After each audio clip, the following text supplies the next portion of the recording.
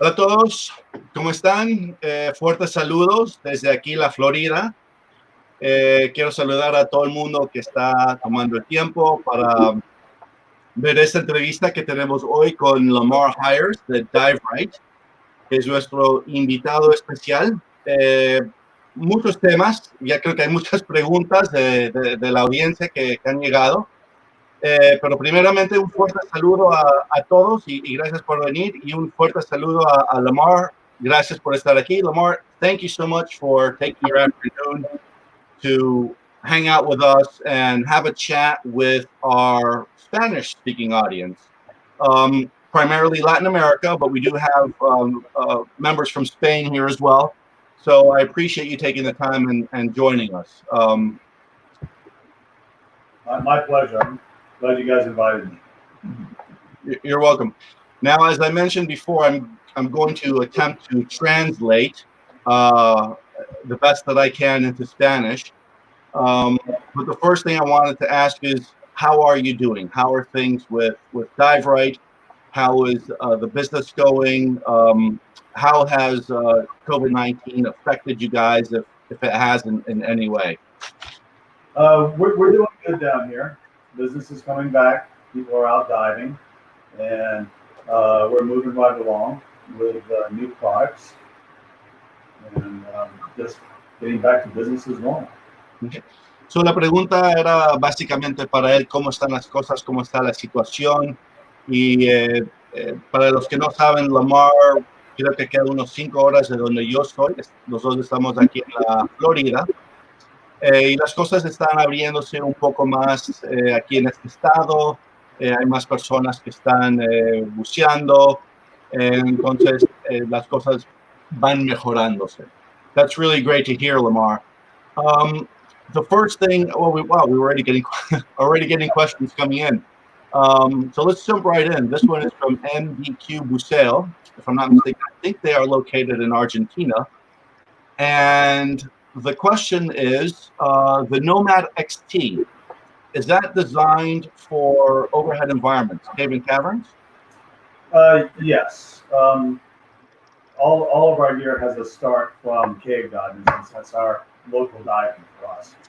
But it adapts to other types of diving as well, very easily.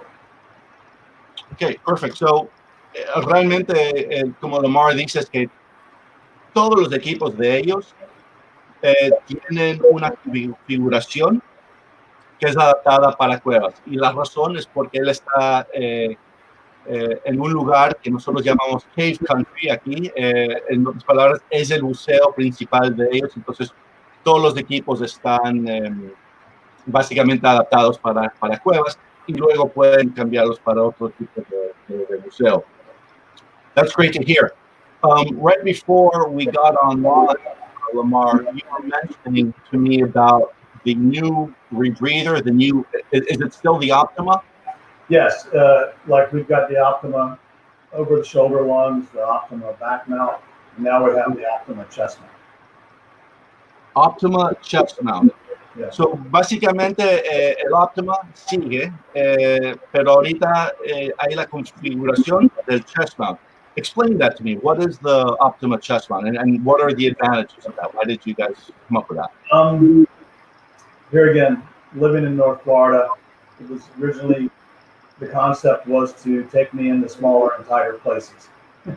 Okay, so básicamente el chest mount es algo que va en el techo, y la razón por la cual lo usaron es porque, hablando de cuevas y cavernas, la idea es poder meterse en huecos y lugares y áreas mucho más pequeñas. So how does it work? Is it just the whole configuration? What makes it unique is that it is, most rebreathers are something you put on and then you carry out. With this, it adds on to whatever system you have. If you're diving side mount, back mount, it's just an add-on to that.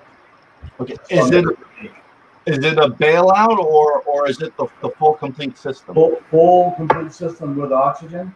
You just plug in a side mount bottle or a back mount bottle, and now you have your diluent to drive the diluent side of it. Wow. So, ¿cómo funciona? Es que se incorpora con cualquier otra configuración que una persona tiene. En otras palabras, si estás buceando con una configuración de Sidemount, eso se adapta aquí en el techo para hacerlo más pequeño.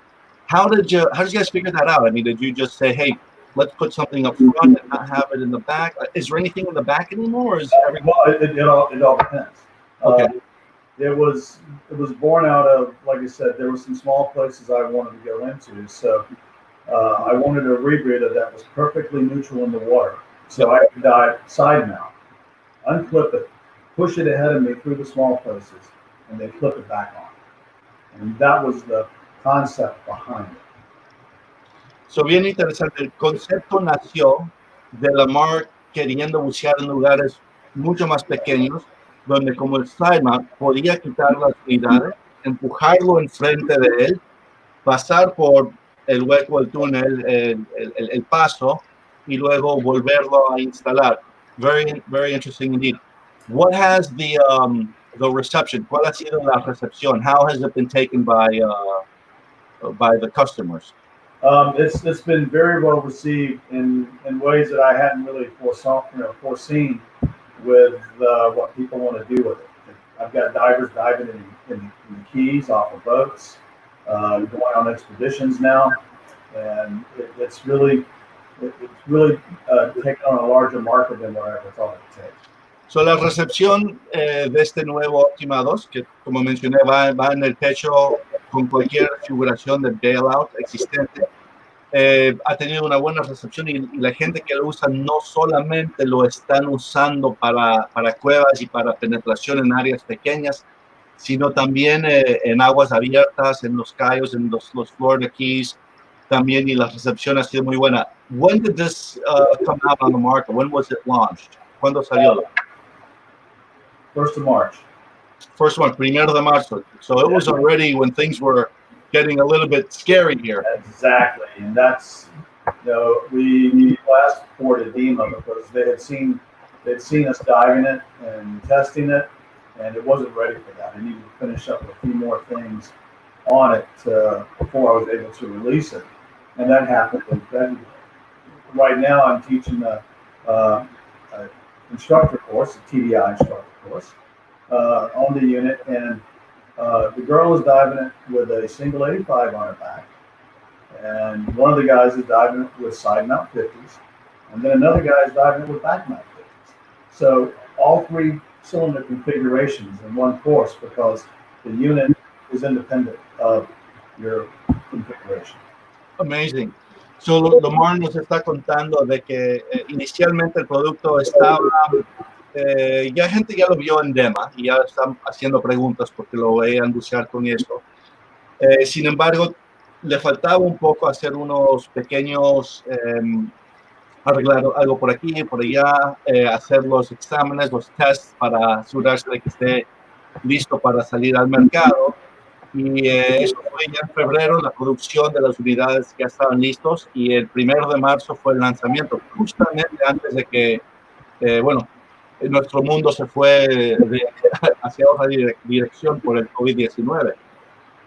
Ahorita él está dictando un curso donde tiene 3 personas que tienen configuraciones distintas en lo que es el bailout, en la side mount, en la espalda, y es el mismo curso simplemente por la flexibilidad que tiene esta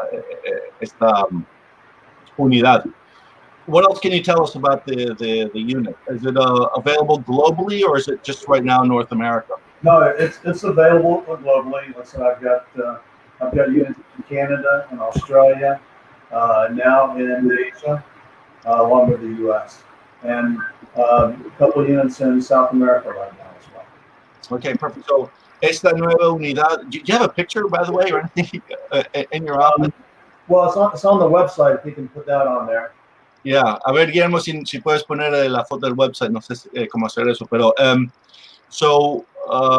la unidad ya está disponible a nivel global. No sé cuántas personas de nuestra audiencia aquí hacen buceos con rebreather, pero vamos a ver si ponemos el link y Guillermo nos puede poner unas fotos. That is great to hear, Lamar. We do have a question here from Alejandro Gonzalez. This question is in English. Parece que ahí está la foto. Oh, that's it. Oh, wow. Yeah. It's a full ECCR using shearwater electronics. And this one is shown with the standard controller and HUD, but we also have it available with a nerd controller. So it becomes very compact and self-contained. Okay, wow, interesante. Bien compacto. Y como mencionamos, esto va al frente, no en la parte de atrás. Tenemos aquí una pregunta de Alejandro González. The question, Lamar, to you goes, good afternoon. Side mount diving is currently more popular. Do you consider that the physical abilities of a side mount diver should be higher than a scuba diver? That's an interesting question. To me, the answer is, well, if you are saying a scuba diver is diving one cylinder and a side mount diver is diving two of the same size, then yes, the physical abilities need to be a little bit more to carry the extra weight up and down the ladder or in and out of the water. Now, some things to consider is there is the single side mount option as well, and there are people that sometimes choose that option because of disabilities, because they have a rotator cuff issue or. Right. Oh, and I totally agree with that. But just his question: the scuba diver versus the side mount. If we're talking two cylinders versus one, or are we talking one-on-one? Right. I've side mounted many times rather than a cylinder on the back just for convenience. Sure, right. So, la pregunta es si hay algunas habilidades físicas más para una persona que está buceando con side mount que una persona en buceo normal. Y la conversación que estamos teniendo es que depende, no depende si es que tiene dos tanques o si es por un tanque. De repente es más fácil para algunas personas mantener los dos tanques en la parte de lado cuando estén bajando escaleras que cargarlos. Un punto que yo mencioné es que sí hay algunas personas que de repente usan side mount porque tienen esa limitación física, de repente problemas con hombros y cosas así, lo usan para buceo recreativo. Buena pregunta, Alejandro. Más preguntas, por favor, los hacen hacia nosotros. Another interesting point, you said you're teaching a class right now. How are you teaching it differently today from how you would have taught a class this time last year, or let's say pre-March? The fact that it's a more advanced course with rebreathers, I'm not doing too much different, except we're just a little bit further apart during lectures and classroom and not on top of each other when we don't have to be. Right. And the fact that it's rebreathers, we're not actually having to share gas with each other. It's either on the rebreather or you bail out. So you mentioned this was an instructor class. So le pregunté a Lamar, él mencionó que está dictando un curso con 3 personas. ¿Cuál era realmente la gran diferencia entre dictar un curso hoy en día y cómo lo hubiera dictado antes de que pasó COVID-19? Su respuesta es un curso avanzado, es un curso de instructor de TDI. Entonces, no hay que intercambiar aire, cosas así. Y la buena noticia es que simplemente el cambio es tener una distancia un poco más apartado y eso es todo, la distancia social. Great. Here we have a question from Silva Rodrigo. And he wants to know what your thought is. Manual rebreathers or electronics? Well, all of the Optimas are electronic, running shearwater electronics. And I think that's the better way to go. So según Lamar, todos los rebreathers que tiene Dive son electrónicos, usando la tecnología de shearwater, y para él esta es la manera de irse. Why do you prefer electronic over manual? Why is that your preference? With a manual rebreather, the dive is now flying the rebreather. With an electronic, fully electronic rebreather, it's flying and you're monitoring. So you can do other activities and not be totally consumed with having to fly the rebreather. Very interesting. Very interesting.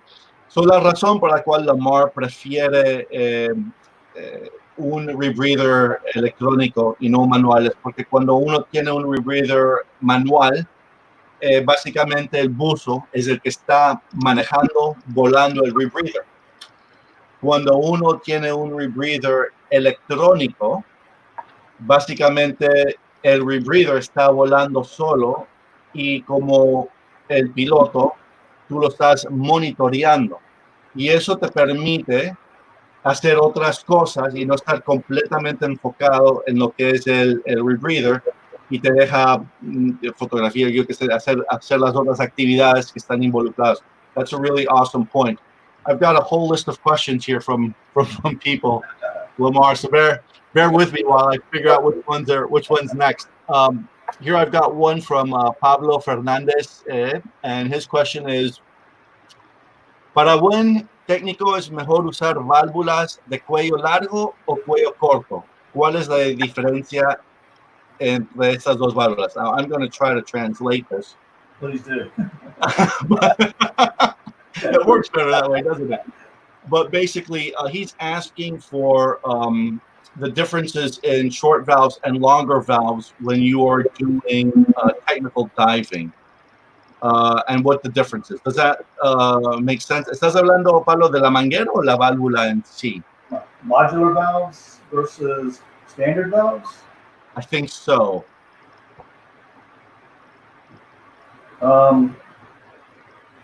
If I understand it correctly, with most of the time with modular valves that have the longer stems on them and such, they're also more readily available in left and right hand configurations, which especially for side mount style diving, works out very easy for the muscle memory to have left and right hand valves.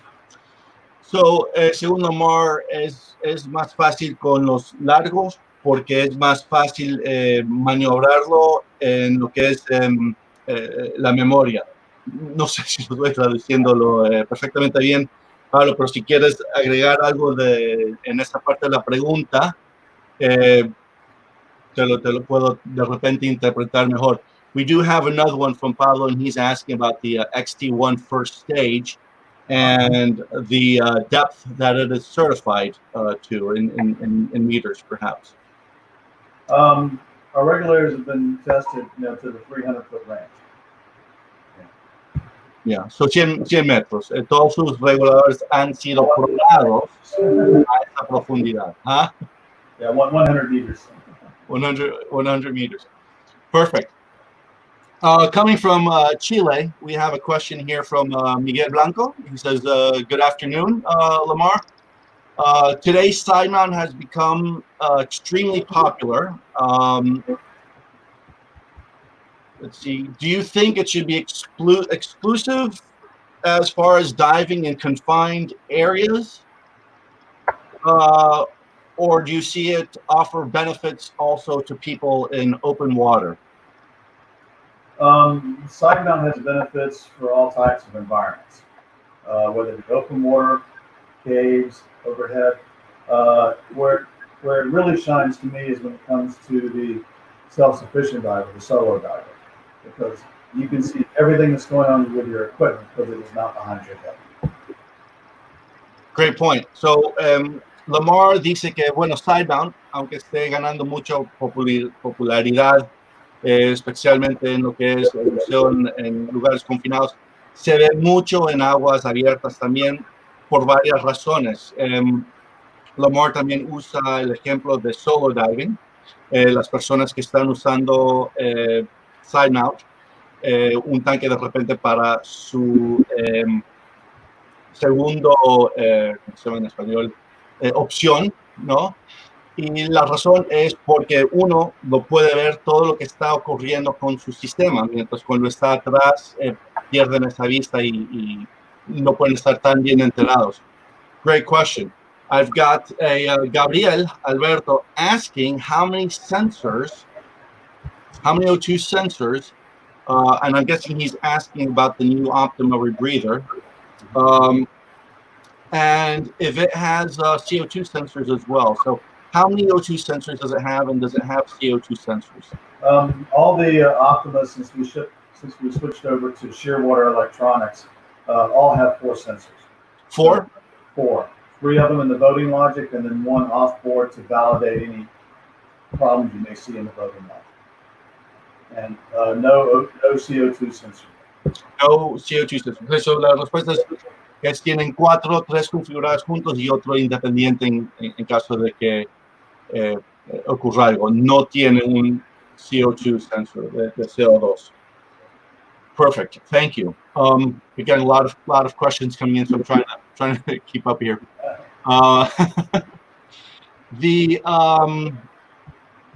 Okay, here's a fun question. You can go ahead and have fun with this.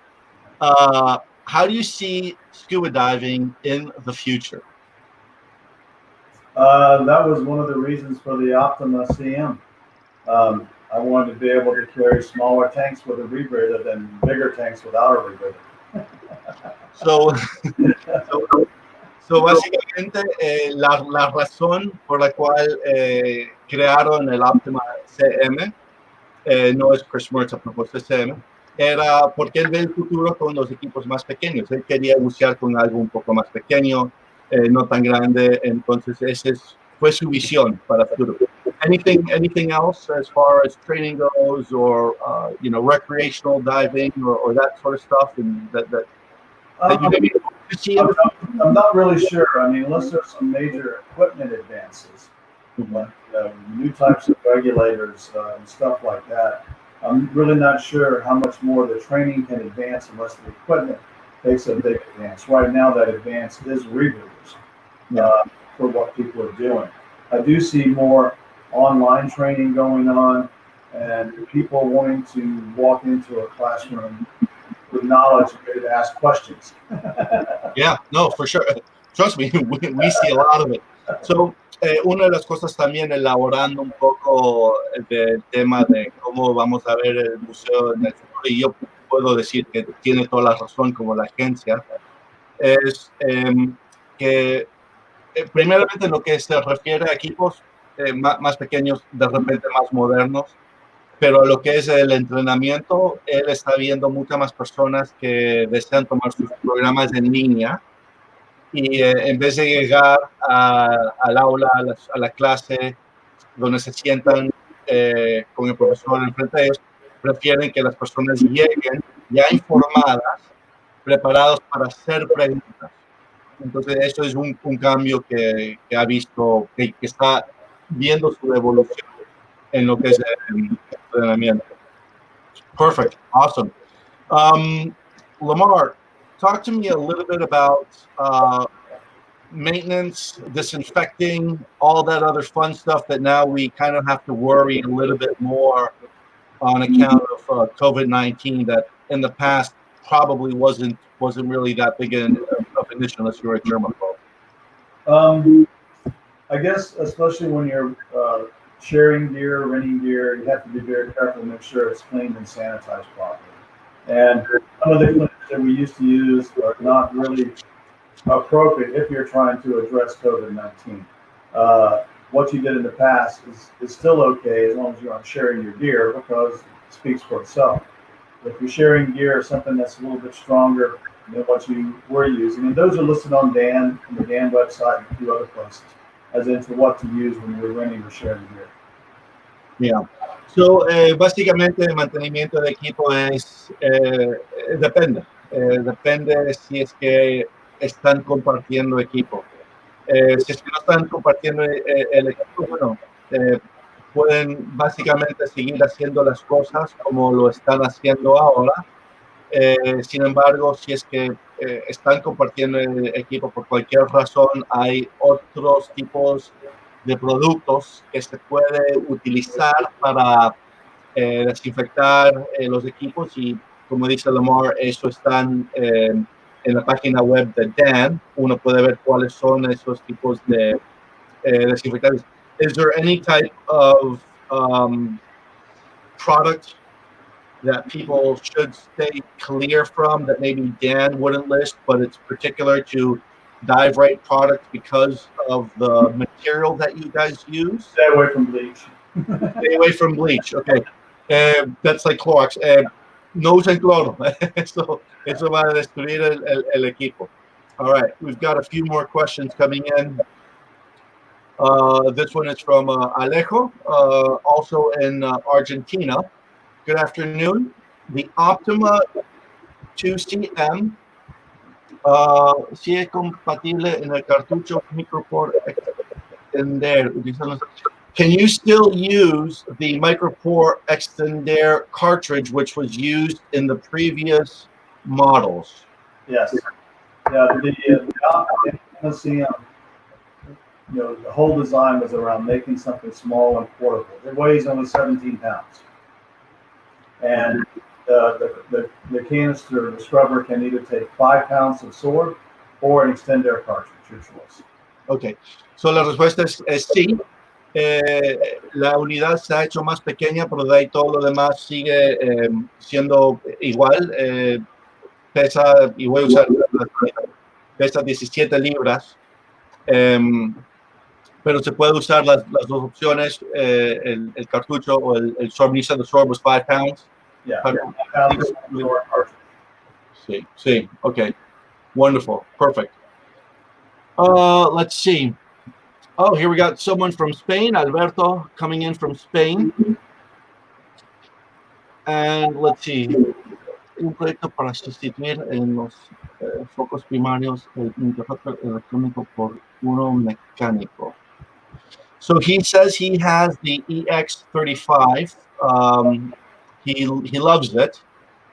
And he never, he just hopes that the button never fails him, the button. But he lives with that fear.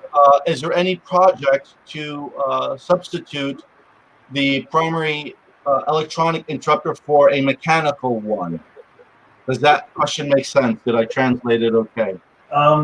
Yes. I hear where he's coming from, but the electronic buttons that we use now are much more reliable than many of the mechanical buttons out there today. That's why we've been going that way with that. And that button is very easy to repair or replace if it ever goes bad.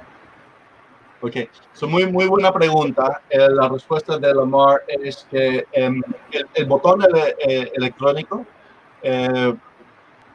primeramente es mucho más estable que el mecánico. Y que si de repente sí pasa algo que es muy fácil de o arreglar o de reponerlo. Entonces parece que no tienen planes porque les gusta el producto así como está. Perfect. All right, let's see. We've got Alvaro coming in from Panama. And he's asking again, what are the protocols for cleaning regulators? And which would be the most sensible part of a regulator that could be damaged, perhaps from using a certain chemicals, if there is any? The areas that can be damaged the most by harsh chemicals are what you put in your mouth, the mouthpiece, the diaphragms, or the inhalation and exhalation side. Those are the most sensitive parts. You have to be very careful about picking cleaners that can deteriorate rubber and silicone. Okay.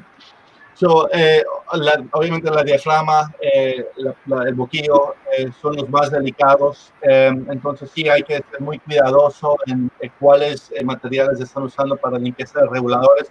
And I think this is what you mentioned earlier, Dan has those recommended. Of all the stuff. Sí, como mencionamos últimamente, Dan tiene una lista de protocolos de limpieza y también productos para limpiar reguladores que son productos que uno puede usar y tranquilamente poner el regulador después en la boca. Thank you, Lamar, for that. Airflex or rubber hose? Which is better and which is the future of the hoses? This comes from Pablo Fernandez. I believe Airflex will become the future because they're more pliable and easier to handle. Some of the things that have come up in the past with hoses had to do with their construction, and like anything, we move forward and improve with everything. Okay. So, la pregunta aquí es ¿cuál mangueras son el futuro? ¿Son los de caucho o los Airflex? Y Lamar dice que por la manera que están construidas y la flexibilidad, cree que el futuro definitivamente es Airflex y no los que son de caucho. Wonderful, thank you. Next up, we have Hugo, and his question is, why does the not have a CO2 sensor incorporated in that when the CO2 actually is what provides the risk to a user on a rebreather? Why did you guys choose that route? It's not that we chose not to put one in. We just couldn't find one that would do the job properly. You have to remember when it comes to CO2, it is an exponential curve. There is no CO2 monitor that will tell you how much time is left before you have CO2 breakthrough. It just tells you when it's happened. Okay. I know that was a lot for you, Chris. No. I thought you were going to keep going up. I'll take the opportunity to take a drink of water. Básicamente dice que no, de acuerdo con la importancia del sensor de CO2, simplemente no han encontrado el sensor apropiado que haga lo que ellos quieren que haga. Por el momento, los sensores te dicen cuando, no dicen cuánto tiempo tienes, no te dan ese tipo de información, simplemente te alerta cuando ya está en el momento. Entonces, el hecho es que simplemente no han encontrado el sensor que ellos creen va a dar las notificaciones y los datos que ellos quieran. So maybe in the future when you find a sensor that does what you guys want it to do, that would be... Yeah, we're always looking and such, but it still comes back to how scrubbers work. You know, CO2 is not linear; it is exponential. Yeah. It's when it goes and it goes quickly. There's nothing that can tell you still have 2 hours left or 1 hour left. Right. It tells you when you have 10 to 15 minutes left. Yeah, right.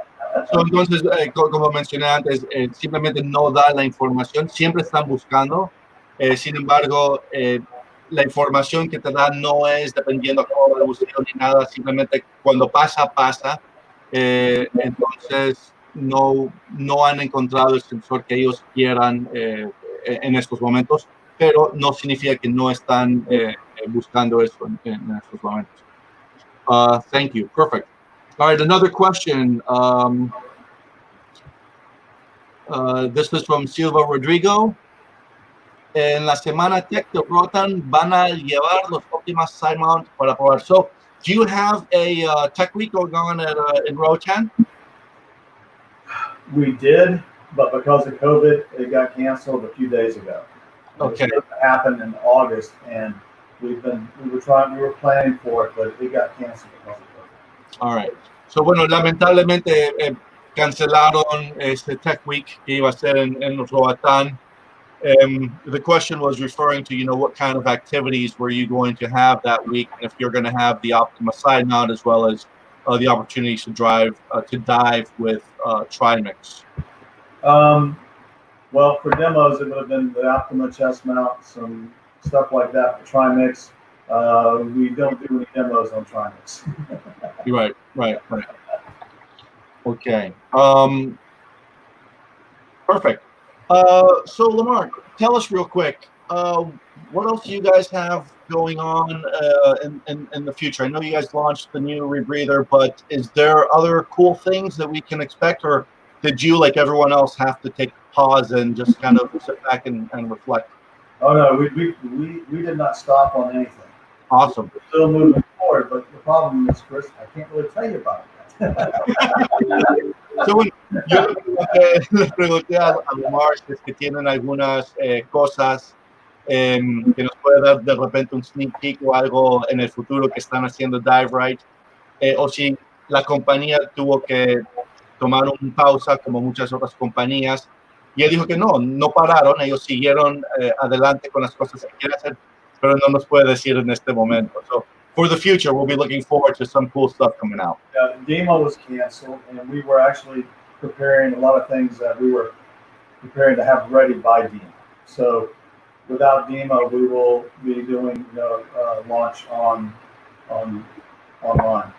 Yeah, perhaps another what do we call it? Mission Rec, Mission Tech. So bueno, Lamar nos cuenta que estaban esperando para Dima para lanzar algunos productos nuevos, algunas cosas interesantes, pero como Dima, no sé quién aquí sabe qué es Dima. Dima es un show de profesionales donde las agencias, las fabricantes de equipos salen sus nuevos productos, y va a ser este año en Las Vegas, en octubre o noviembre, no me acuerdo exactamente la fecha. Y bueno, lo cancelaron, entonces ese iba a ser la plataforma para ellos enseñar y promocionar algunos de sus nuevos productos. Entonces ahorita simplemente de repente lo hacen en línea. Yeah, you know, if you ever need a platform, Lamar, to launch new products, we'd be happy to host you again. Oh, for sure. Let's see. So we've got another question here. This is again from Alejandro. And his question is, entiendo que los equipos Transpac y Nomad siguen en su catálogo. ¿Qué siente luego de 3 décadas que estos equipos sigan siendo tan deseados? Very good question. So he's talking about the Transpac and the Nomad. They're still in your catalog. You still offer these sets of equipment. What is it about these equipments that after 3 decades, 30 years, they're still so well sought after? They're so popular as they are. I would say that a lot of it has to do with their design came out of exploration. Most of that came out of some of my expeditions to Japan and other places in the late 80s and 90s, when we were trying to develop the tech gear that people take for granted today. Mm-hmm. So básicamente él piensa que la razón por la cual son todavía bien atractivos es el diseño. Y el diseño de estos equipos fueron diseñados basado en su experiencia en lo que era exploración. Y se han usado en varias partes, en Asia, Japón, en Asia.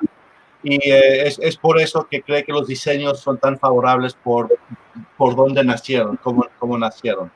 Espero, Alejandro, que eso contestó tu pregunta. Perfect. Thank you. How about a personal question, Lamar? How is your family doing? Doing well.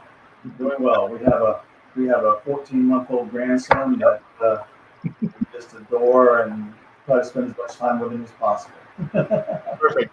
Bueno, le quería preguntar cómo está la familia de ellos. No sé quién sabe, pero él se convirtió en abuelito no hace mucho. Tiene un nieto de 14 meses y están pasando mucho tiempo juntos con eso.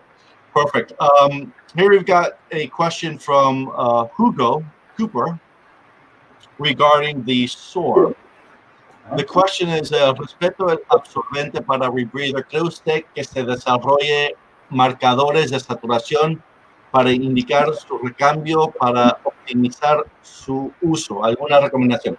I'm not even sure how to translate this, but basically he's asking if there is any way to develop the SORB that is in existence for rebreathers to help with the saturation, to optimize its usage. And I'm guessing he means on the change. No sé, Hugo, si esa fue como era tu pregunta. De repente, si la pregunta es un poco más simple. I guess how to optimize it better. How to, if you know of any way to use the SORB better. Well, get more out of it, I guess. Yeah, that's what I'm trying to get more out of it. One is that when the SORB goes through through the scrubber, it is not a flat line. It does like a bell curve. So because of that, you get breakthrough in one area while there's other material that's not being used. And that's just the nature of the breathing curve. I'm not sure we can do anything to fix that. I'm just not sure what we can do. Maybe there can be more effect absorbed later on, but it's hard to develop new things like that. El problema ahora, Hugo, es de la manera como son diseñados los canisters. Y el problema es que realmente algunas partes del absorbente son usados mientras otras áreas no son usados. Y eso obviamente pierdes, tienes que botar absorbente que, bueno, está generalmente como nuevo, simplemente por cómo estaba ubicado en el canister.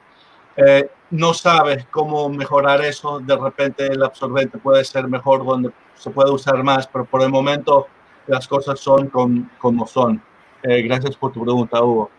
All right, Juliana, this is coming to us from YouTube, from Chile, from Argentina, Mar del Plata, and she wants to know what is the difference between the Nomad IS and the Nomad XT besides the volume. Is there any?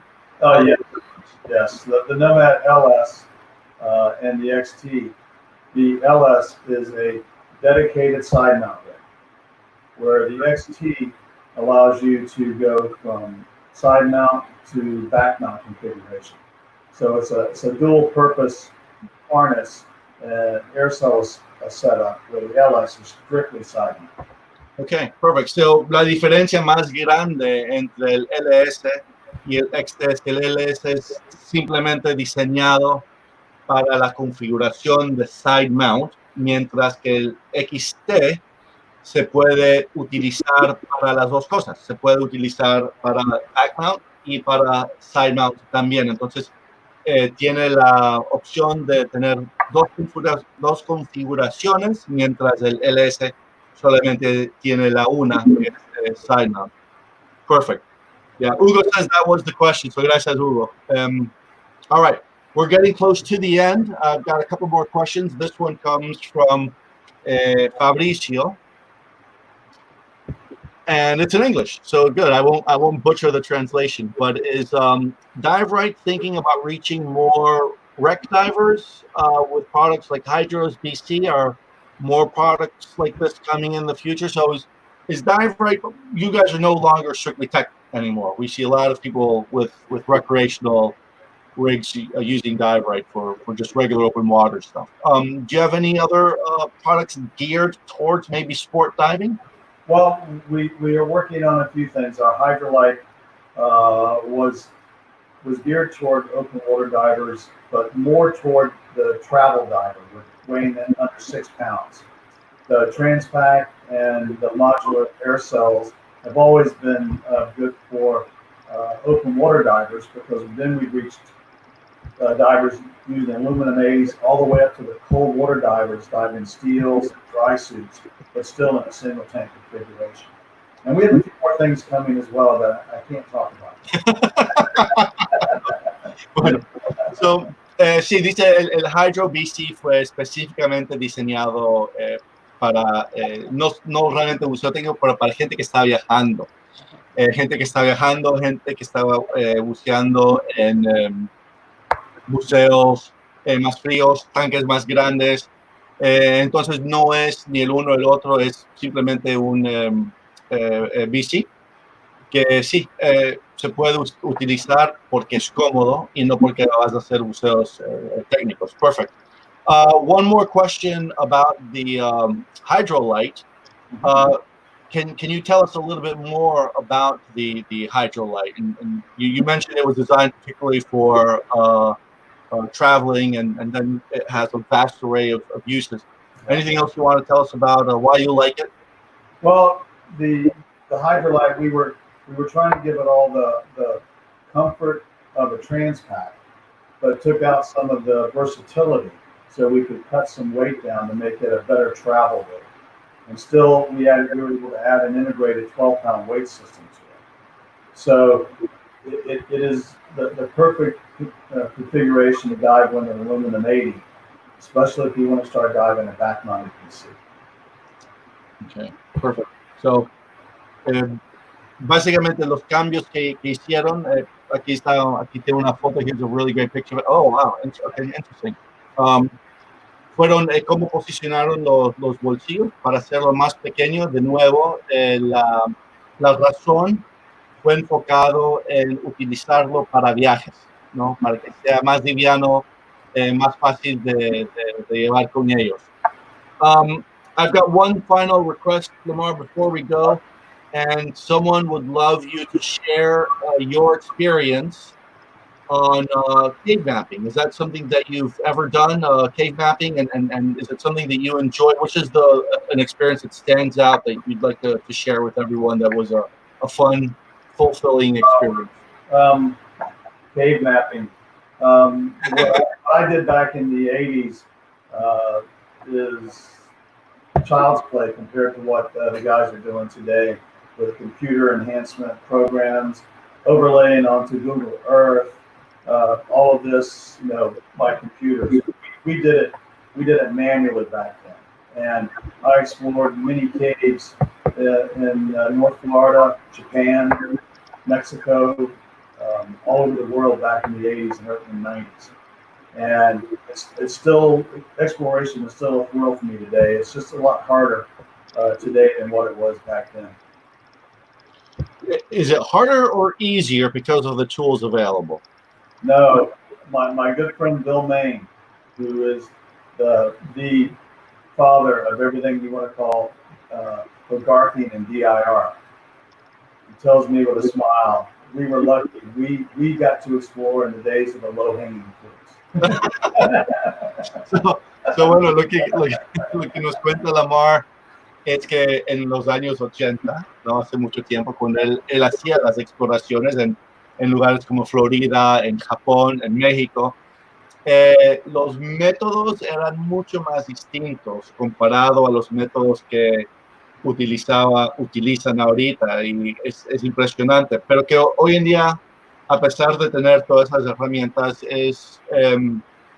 no es más fácil. Era más fácil antes, pero hoy en día se está usando Google Earth, se está usando ¿cómo se llama? 3D, dispositivos para hacer el mapping. Antes lo hacían de otra manera, pero antes no era ni nada tan complejo como lo están haciendo hoy. Lo que ellos veían era lo que estaba ahí enfrente de ellos, y ahorita las exploraciones son mucho más avanzadas. Perfect. Wonderful, Lamar. Well, listen, I want to thank you again for taking the time to be with us, and thank you for your patience and allowing me to translate to our Spanish audience. I always have people say, but that's not what he said. there's always going to be someone that can say it better than I can. So, but anyway, thank you very much for the time. Best of luck with your new products. And thanks for having me, and we'll stay in touch on this stuff. Thanks, Lamar. Y muchas gracias a todos que participaron en esta charla aquí con Lamar. Espero que he podido responder las preguntas. Sé que siempre hay alguien que dice, eso no fue lo que dijo, pero al fin del día es parte de estar juntos en esta situación, como es nuestra nueva vida, donde nuestras charlas son hechas por medio de Zoom, de Facebook Live y por estas maneras. Entonces, gracias a todos por tomar el tiempo con nosotros, y de nuevo, gracias a Lamar por darnos su experiencia y contarnos un poco de las cosas que están haciendo. So, fuertes saludos a todos. Lamar, if you could do me a favor and just stick around for a sec. Sure. Perfect. Y adiós a todos y buena suerte, and be safe.